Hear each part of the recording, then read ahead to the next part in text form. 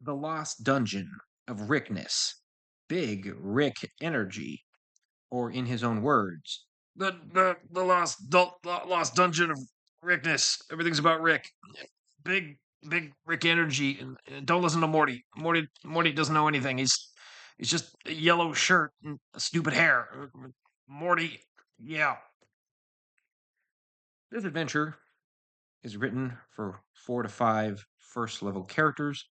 It is essentially a medium sized dungeon adventure set in a demi-plane of Rick Sanchez's own design. Rick Sanchez being the inventor and one of the lead characters in the show Rick and Morty. If you can imagine, it would be more amusing for player characters who enjoy the show Rick and Morty rather than player characters who have never seen the show. I ran this adventure during COVID with a group of player characters who were all Rick and Morty fans for the most part, and they did enjoy it overall. Although, when I went back to it later with some player characters that had never been fans of the show and they just kind of explored parts of it, they were less than amused by the adventure and thought it was kind of, well, they thought it was not a very well thought out adventure as a result. But it has its positives. Now, a lot of the adventure has creatures that are standard from the Monsters Manual. There is one or two original creatures. For example, the Lycanthropickle, which is essentially from the Pickle Rick episode of Rick and Morty. It is a very minor enemy that the player characters encounter in the pickle room. I'll note that there's quite a lot of just random rooms. If you've ever played a Funhouse dungeon, this adventure is similar to that. It's not quite White Plume Mountain. It's kind of its own thing, but there's a lot of similarities there.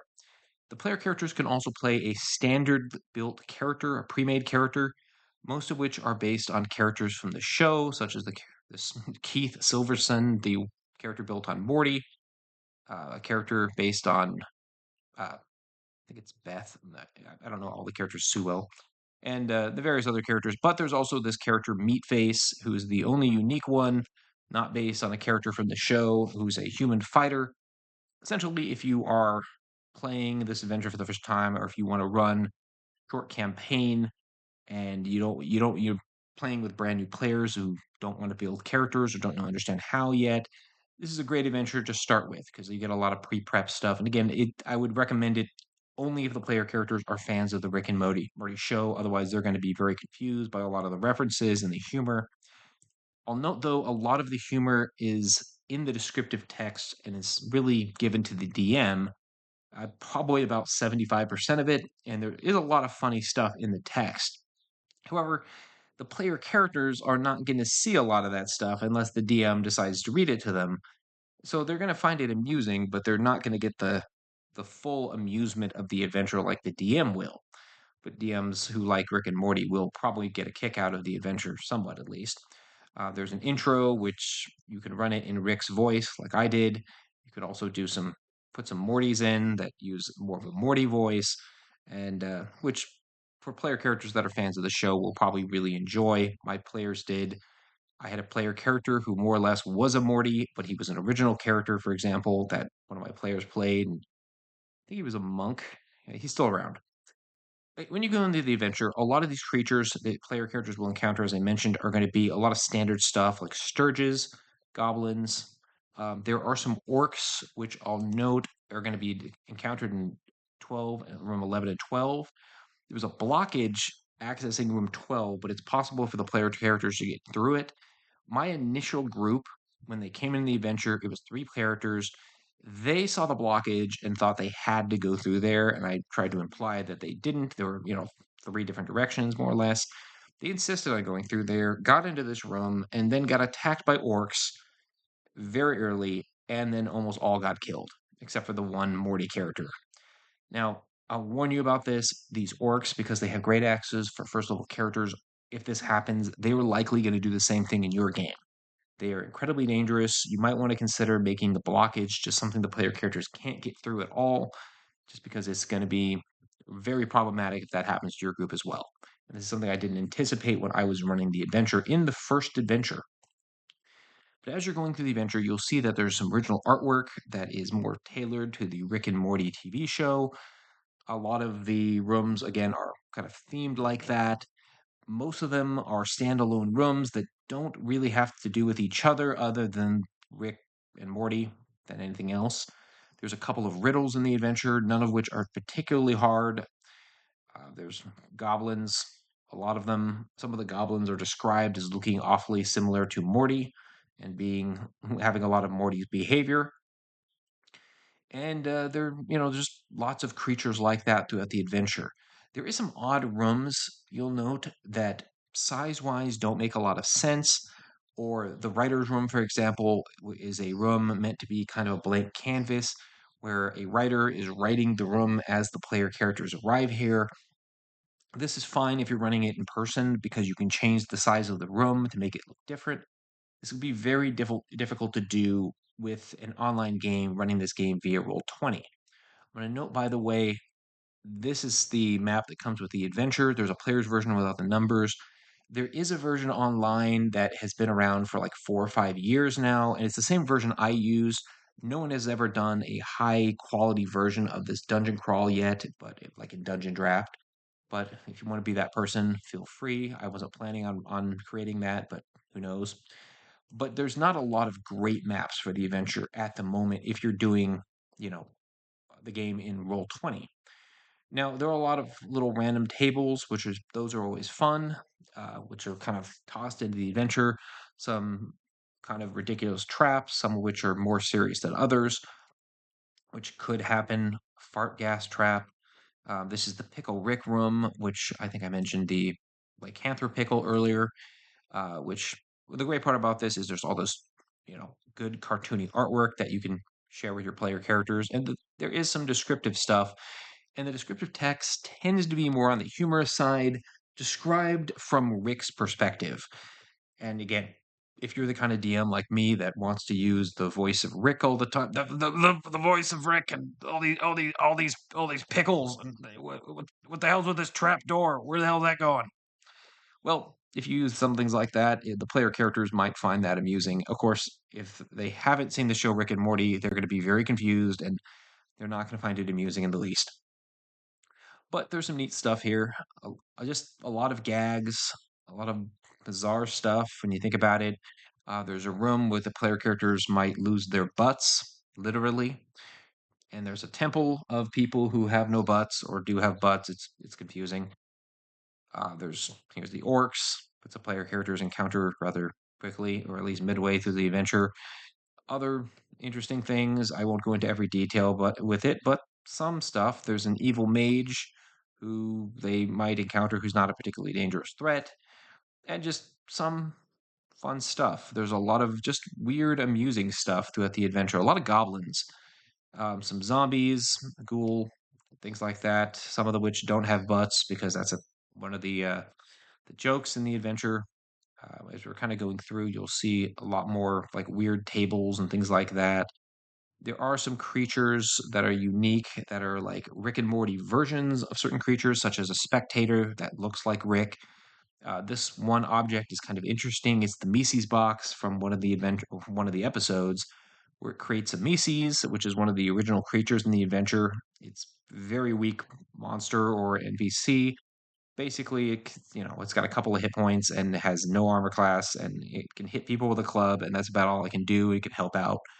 This box is likely to implode at some point, so it doesn't get too far out of hand, as it's kind of a broken item. But you could say that it either exists in the room that they found it in, and then potentially breaks, or it exists in the dungeon crawl, depending on how the DM wants to play it. It is kind of interesting, though. The Meeseeks could be amusing, especially if the DM wants to do the voices. Of course, if you haven't seen the show, you won't know what a Meeseeks is, and you'd be like, "This is just kind of weird," or you could do your own take on them. There's lots of odd things like that. Here's the Morty room, where there are a bunch of goblins that wear yellow shirts and blue pants with red hair, and they're just Mortys in different ways. Here's some things Morty might say, things like that. Another little puzzle. Most of the puzzles and riddles are fairly easy. They're not meant to be a huge challenge. Here's the bathroom room. It's literally a bathroom. It's you can throw in something extra as the adventure notes. There's this very intelligent bugbear named Tommy Two Butts, which I guess he has his own stats. It's probably similar, just a regular bugbear stats they renamed. He's got his own image though, and there's just odd little things throughout the adventure. Some of the rooms do connect to each other with especially this weird butt joke that's reoccurring throughout the adventure. But most of the rooms are pretty standalone. They just, odd little rooms. Here's an ooze cult where cultists are puking out ooze that the players then have to deal with. Here's an image for that. Isn't that interesting? And you go on, there's a pirate themed room with a rowboat. I'll note this is one of those rooms that doesn't make a lot of sense considering the size. You can see it on the map here. The rowboat starts here, apparently goes all the way up here, and just kind of ends over here like a pirate ride in an amusement park. Only it's not very long. You feel like this should be way longer and more interesting than it actually is, but it's not. It's just played for laughs more than anything else. There's a pirate captain who is an amusing image. It's disturbing, of course, and has his own text. And there's a little bit of treasure. Apparently, there is a portable hole somehow in here, which I don't know if the pirate captain actually has or the player characters get it. My player characters did not end up with that. That would have made them more powerful if they did. And then eventually, the players are likely to come to one of the most infamous rooms in the adventure that I'll warn you about, the clone room, which is a script of Attack of the Clones. There's a lot of jokes like that in here. Essentially, the player characters come across clone versions of themselves, and then they state there can only be one, and the clones attack them. This is kind of an old trope from D&D adventures, like a standard thing like inexperienced DMs might do is put the player characters against themselves or making the boss fight themselves, some variety of that. The idea here is the player characters would fight themselves, and then it doesn't matter who wins. The player characters, more or less, the whatever character survives is the character they continue playing, and they get XP for it. But the problem is it doesn't really work very well. It works like that, and you just come up with that on the spot. But in practice, a lot of bad things can happen. In my case, when I ran it, one player character who played a character named he was a gnome named Friday Zinghopper got killed in the adventure, and so did the clone. And then and then one of the player characters essentially betrayed his own party for the clone version of himself. And because they were the same character, essentially, they teamed up together and then started murdering both groups. That was very infamous. And however, my point here is this could go very wrong very fast and could lead to the group either being half killed or totally killed or some unforeseen situation can happen. It's probably not going to be that the player characters just kill their clone and move on. They will likely target a different character and that's not their clone or something else will happen and it can really disrupt the adventure. It could just be a random encounter room, but because the players would be equal to what they have here, it could completely disrupt the adventure. But just word of warning there. There's a flame skull. You'll note this is one of those creatures where there's a piece of art that's more Rick and Morty style. It's kind of interesting. There's the Swifty room, which again, the Rick spectator beholder. Let's get Swifty, as he often says, and all that. And then he yells, "Show me what you got! I want to see what you got!" Again, referencing an episode of Rick and Morty. If you're not a fan of Rick and Morty and you're just running this adventure, it's going to be odd. You're not going to get the references. It might be unique in that you might take your own spin on it and not understand the inflections and references at all. And it might be really weird to players who do know Rick and Morty, but we'll see what happens if that happens. Obviously, there's a mimic room. It's kind of a standard. And there's a second mimic, I guess. There is a virus room, which lots of stuff in this adventure. There's a room full of levers. There's a random lever punishment depending on what lever you pull, what random thing happens. One creature that can appear is a ficus. It notes this is not a new monster, it's just an ordinary house plant. What I did in my adventure is they encountered the ficus, and then a little ficus appeared, but it had a hit dice bar because we were playing on roll 20. Since that time, ficuses with hit dice bars have been popping up in my various campaigns, and players keep questioning why they have hit dice bars. It's an ongoing joke. Things like that in this adventure can be amusing. You can get away with a lot of things in this type of adventure you can't do in other adventures, and it might spin out of control. As you get here, you get the Chapel of the Buttless Room, which kind of concludes this whole characters that lose their butts storyline, which is just odd. It's just it's one of those rooms would probably should be a lot larger. You see, it just takes up a square room and it has a back chamber, which I think is a treasury, and it just feel like it's a lot for such a small space. But that's not really the major problem that kind of comes up later. There's a Nothic, weird insights with the Nothic. If the player characters are using the standard characters, they might get some weird insight. This is kind of fun for those characters, but if your player characters are building their own characters, it might not be very useful and it would kind of lose its appeal. Only one of my player characters was actually playing a character from the show, a Morty type character, so this is only useful with the standard, pre-prepped characters. There's a lot of interesting things. This particular room, Frankie's Frem room, is described as being bigger than it's presented. But the problem is it's presented as rather small on the map. You can see 34 right here. There's no reason for it to be described like that. Essentially, this room should be much larger if it's going to be a tavern and have a bunch of different characters in it. This room, I'll give you the description. The room is one of those chain restaurants that look like a wacky tavern with all sorts of bright lights and kitschy crap on the walls. Numerous patrons cower on their tables. Could the appetizers really be that bad? Now, there's all kinds of patrons here, but as you can see by the room, and this is an issue, it's too small to run. And I know, as I noted, they say it's larger than it's supposed to be, but why didn't they just make it larger on the map? That makes no sense whatsoever. There's issues like that in this adventure, which to me comes from basically someone who's writing the adventure who doesn't have a lot of experience writing adventures and hasn't thought about the how many creatures actually fit in this room in reality. And there are some unique creatures like Leia the lizard, who again is kind of a unique creature. She has some it's her own attacks at least. She's not that unique.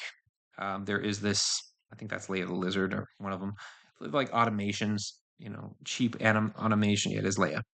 The player characters would encounter, but this room needs to be a lot larger. And again, the person who developed this adventure and wrote it didn't really think of that because they probably weren't that experienced, especially because there's a whole bunch of these amusing characters and they all have their own descriptives.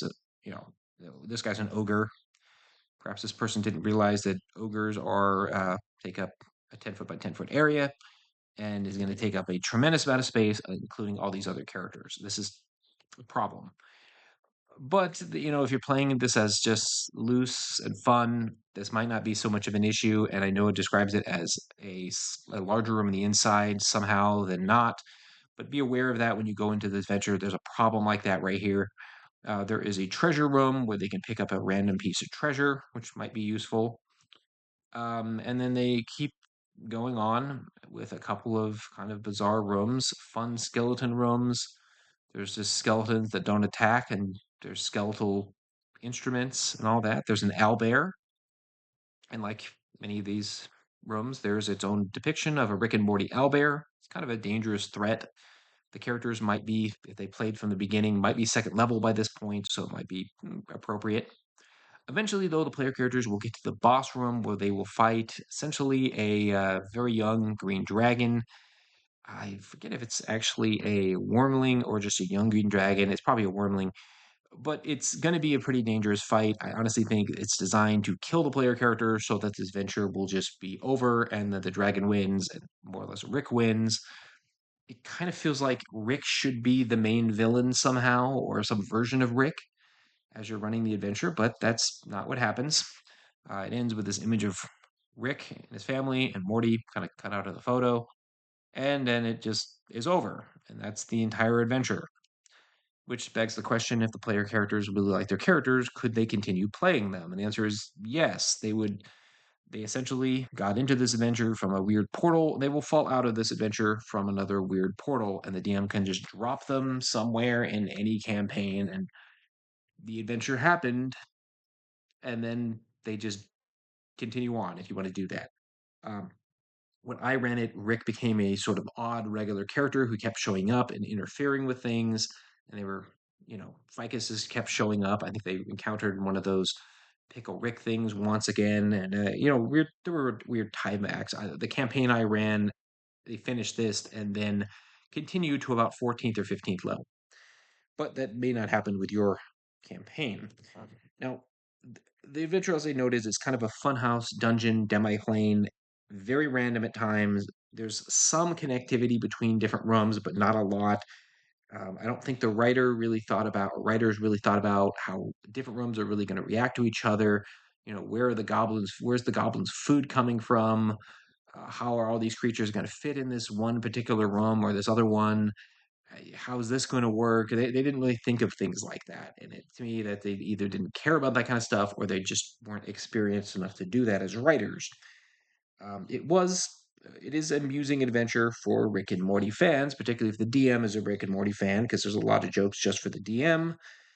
There are some somewhat unique monsters, nothing really unique that stand out that's super memorable, but for maybe low level characters, there's that Pickle Rick creature and all that. It's not a great creature or anything, though. Some of the rooms, like I said, don't make a lot of sense and might be difficult to put together, particularly online. And you will notice this if you're running it online. Again, there's not a lot of really great maps for it. Trust me, I looked. But it's somewhat decent as a standalone adventure, especially for a group that just happens to like Rick and Morty. Now, I would rate this adventure a 2.5 out of 5, mostly because it's kind of a standard dungeon crawl. There really aren't that many choices.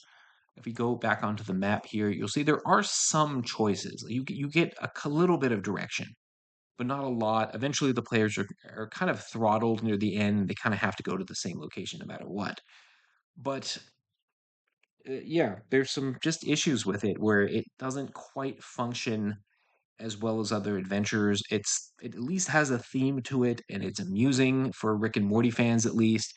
But it may not be a great adventure for, say, a group that loves role playing beyond being Rick and Morty fans, or say, let's say if you have a group that loves dungeon crawling, they might like this adventure just because they like dungeon crawling. But if they like dungeon crawling and they happen to be Rick and Morty fans, they will probably really like this adventure. It's kind of a niche adventure like that. So keep that in mind if you want to run it. And again, it's low level, so it would almost certainly be the first adventure in a series of adventures.